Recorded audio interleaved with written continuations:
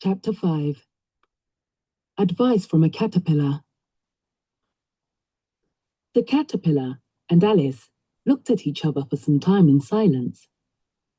At last, the caterpillar took the hooker out of its mouth and addressed her in a languid, sleepy voice. "Who are you?" said the caterpillar. This was not an encouraging opening for a conversation. Alice replied, rather shyly, I hardly know, sir. Just at present.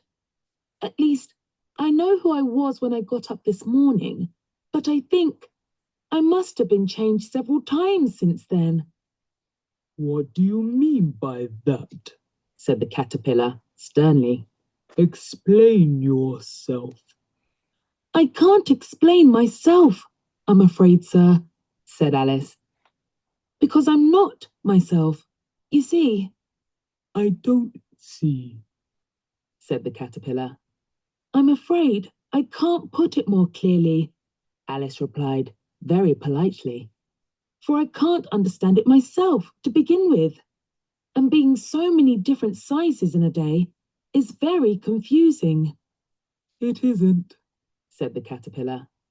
"Well, perhaps you haven't found it so yet," said Alice. "But when you have to turn into a chrysalis, you will someday, you know, and then after that into a butterfly, I should think you'll feel it a little queer, won't you?" "Not a bit," said the caterpillar. "Well, perhaps your feelings may be different," said Alice. "All I know is it would feel very queer to me." "You?" said the caterpillar contemptuously. "Who are you?" Which brought them back again to the beginning of the conversation. Alice felt a little irritated at the caterpillars making such very short remarks, and she drew herself up and said very gravely, "I think you ought to tell me who you are first." "Why?" said the caterpillar. Here was another puzzling question, and as Alice could not think of any good reason, and as the caterpillar seemed to be in a very unpleasant state of mind, she turned away. "Come back," the caterpillar called after her. "I've something important to say." This sounded promising, certainly. Alice turned and came back again. "Keep your temper," said the caterpillar. "Is that all?" said Alice, swallowing down her anger as well as she could. "No," said the caterpillar. Alice thought she might as well wait, as she had nothing else to do, and perhaps, after all, it might tell her something worth hearing. For some minutes, it puffed away without speaking, but at last it unfolded its arms, took the hooker out of its mouth again, and said, "So you think you're changed, do you?" "I'm afraid I am, sir," said Alice. "I can't remember things as I used, and I don't keep the same size for 10 minutes together." "Can't remember what things?" said the caterpillar.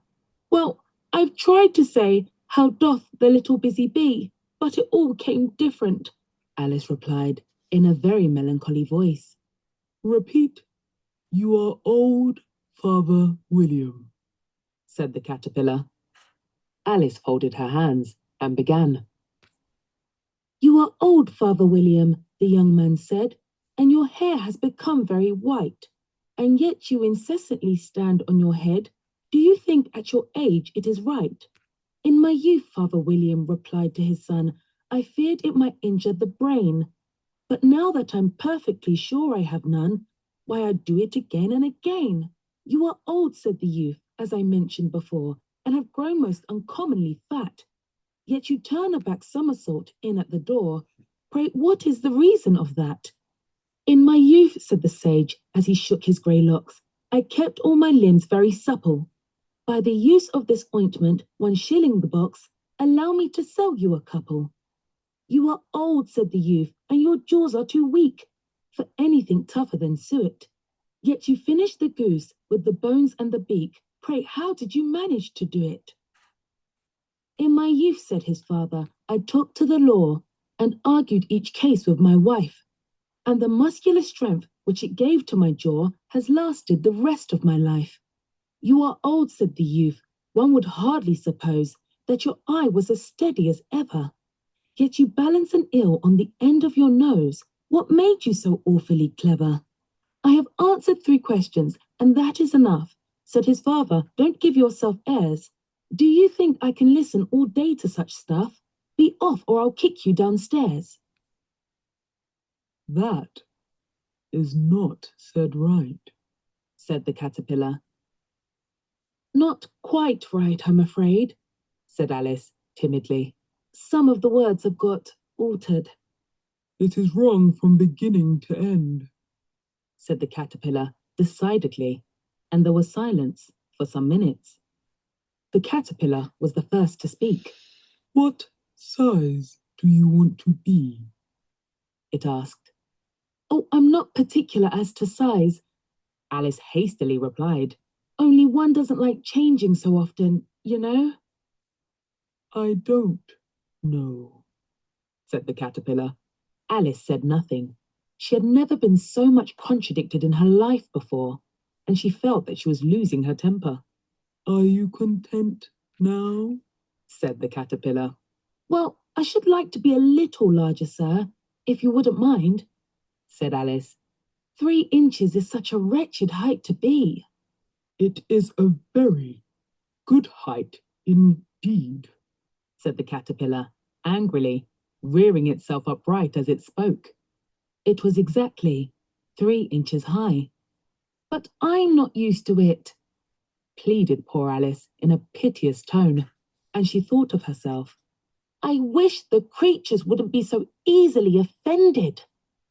You'll get used to it in time, said the caterpillar, and it put the hookah into its mouth and began smoking again. This time, Alice waited patiently until it chose to speak again. In a minute or 2, the caterpillar took the hookah out of its mouth and yawned once or twice and shook itself. Then it got down off the mushroom and crawled away in the grass, merely remarking as it went, One side will make you grow taller, and the other side will make you grow shorter. One side of what? The other side of what? Thought Alice to herself. Of the mushroom, said the caterpillar, just as if she had asked it aloud, and in another moment it was out of sight. Alice remained looking thoughtfully at the mushroom for a minute, trying to make out which were the 2 sides of it. And as it was perfectly round, she found this a very difficult question. However, at last, she stretched her arms round it as far as they would go, and broke off a bit of the edge with each hand.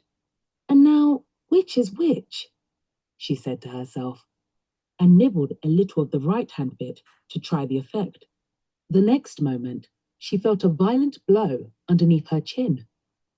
It had struck her foot. She was a good deal frightened by this very sudden change, but she felt that there was no time to be lost, as she was shrinking rapidly, so she set to work at once to eat some of the other bit. Her chin was pressed so closely against her foot that there was hardly room to open her mouth. But she did it at last, and managed to swallow a morsel of the left-hand bit. Come, my head's free at last, said Alice, in a tone of delight, which changed into alarm in another moment, when she found that her shoulders were nowhere to be found. All she could see, when she looked down, was an immense length of neck, which seemed to rise like a stalk out of a sea of green leaves that lay far below her. What can all that green stuff be? Said Alice. And where have my shoulders got to? And oh, my poor hands! How is it I can't see you?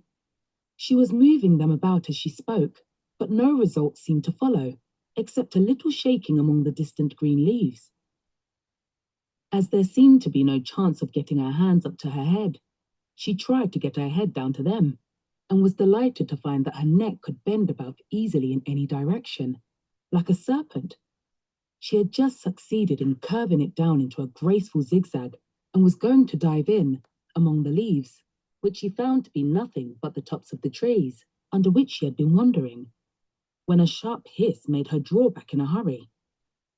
A large pigeon had flown into her face and was beating her violently with its wings.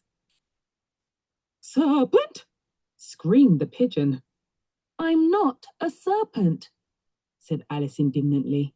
"Let me alone." "Serpent, I say again," repeated the pigeon, but in a more subdued tone, and added with a kind of sob, "I've tried every way and nothing seems to suit them."